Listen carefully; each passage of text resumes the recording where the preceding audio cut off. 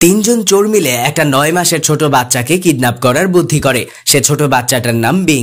তারা বিংকে কিডন্যাপ করার জন্য আগে তারা একজন বিখ্যাত ফটোগ্রাফারকে কিডন্যাপ করে, আর তারা নিজেরাই ফটোগ্রাফার সেজে বিংকের বাড়িতে চলে আসে। আর এদিকে বিং এর মা মিসেস ল্যারিন বিংকে সাজিয়ে দিচ্ছে এবং নিজের নতুন কাপড় পরছে, কারণ বিং এর ছবি নিউজ পেপারে খুব বড় করে ছাপানো হবে। আর এইদিকে কিডন্যাপাররা গাড়ি নিয়ে চলে আসে।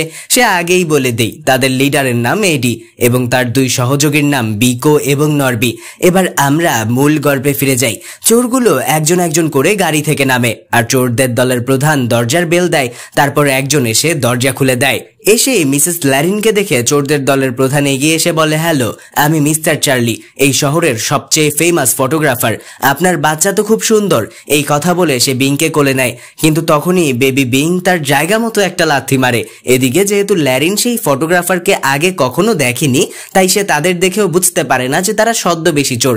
ল্যারিন তাদের আসল ফটোগ্রাফার মনে করে তাদের বেশ প্রশংসা করতে থাকে। কিছুক্ষণ ফটোগ্রাফারের মতো অভিনয় করার পর চোরদের দলের প্রধান, যার নাম এডি, সে মিসেস ল্যারিনকে বলে, আপনার বাচ্চাকে আমাদের সাথে একটু একা ছেড়ে দিন।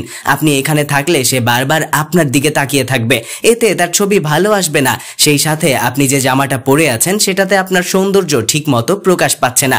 আপনার নিশ্চয়ই এর চেয়ে আরো ভালো জামা আছে, আপনি সেগুলো পরে আসুন। এডির এই কথা শুনে ল্যারিন তখনই তার বাচ্চাকে একা রেখে তাড়াহুড়ো করে উপরের রুমে চলে যায় নিজের জামা কাপড় চেঞ্জ করার জন্য। গিলবার্টিন যাওয়ার আগে তাদেরকে অ্যাডভেঞ্চার অফ বেবি বো নামের বইটা দিয়ে বলে, বেবি বিং যদি কান্নাকাটি করে তাহলে এই বইটা পড়ে শোনাবেন।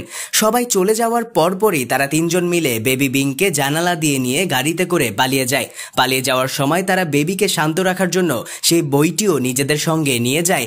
এদিকে মিসেস ল্যারিন নিজের জামা কাপড় চেঞ্জ করে যখন নিচে আসে, তখন সে দেখে সেখানে কেউ নেই এবং টেবিলের উপর লেখা আছে, আমরা আপনার ছেলেকে কিডন্যাপ করেছি, ভালো চাইলে পুলিশকে জানাবেন না।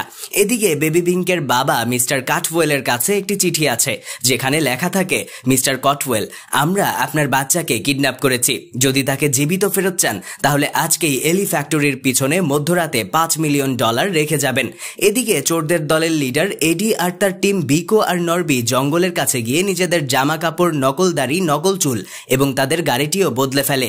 তারপর বিংকে নিয়ে তারা নিজেদের বাসায় চলে যায়।